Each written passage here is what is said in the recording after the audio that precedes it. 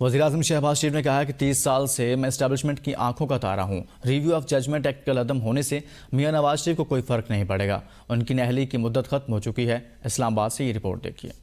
وزیراعظم شہباز شریف کی سینئر صحافیوں سے ملاقات۔ وزیراعظم کا کہنا تھا کہ فخر ہے کہ میرے ہمیشہ اسٹیبلشمنٹ کے ساتھ تعلقات اچھے رہے، لیکن یہ بتائیں کہ مجھے کب اور کس موقع پر رعایت دی گئی۔ مسلم لیگ نون کا متفقہ فیصلہ ہے کہ اگر اکثریت ملی تو وزیراعظم نواز شریف ہوں گے۔ نواز شریف کی واپسی میں کوئی قانونی رکاوٹ نہیں، ان کی نااہلی ختم ہو چکی ہے۔ 3 ستمبر 2014 کو رات 12 بجے مجھے چینی سفیر کا فون آیا۔ چینی سفیر نے چینی صدر کا دورہ ملتوی ہونے کا بتایا۔ اگلے روز اس وقت کے آرمی چیف سے ملاقات کی۔ ملاقات میں آرمی چیف سے چینی صدر کے دورہ یقینی بنانے کا کہا، تاہم تحریک انصاف نے دھرنا ختم کرنے سے انکار کیا۔ 16 ماہ کی حکومت کے سیاسی راز کبھی افشا نہیں کروں گا۔ پاور سیکٹر میں میجر سرجری کی ضرورت ہے۔ نواز شریف کا اس سے بڑا کیا کارنامہ ہوگا کہ اپنے دور میں 20 گھنٹے کی لوڈ شیڈنگ ختم کی۔ اگر ہم کسٹم ڈیوٹی کی مد میں کنٹرول کر لیں تو نیا ٹیکس نہ لگانا پڑے۔ اس وقت عدلیہ میں 60,000 کیسز التوا کا شکار ہیں۔ وزیر اعظم نے کہا کہ مانتے ہیں کہ ہمارا ووٹ بینک متاثر ہوا، لیکن ہم نے ریاست بچا لی۔ میں سمجھتا ہوں ریاست بچ گئی تو سب کچھ بچ گیا۔ آئندہ انتخابات ووٹ کو عزت دو کے نعرے پر لڑیں گے۔ انتخابات کا فیصلہ الیکشن کمیشن کا ہے۔ جماعت کی حیثیت سے چاہتے ہیں کہ انتخابات جلد از جلد ہوں۔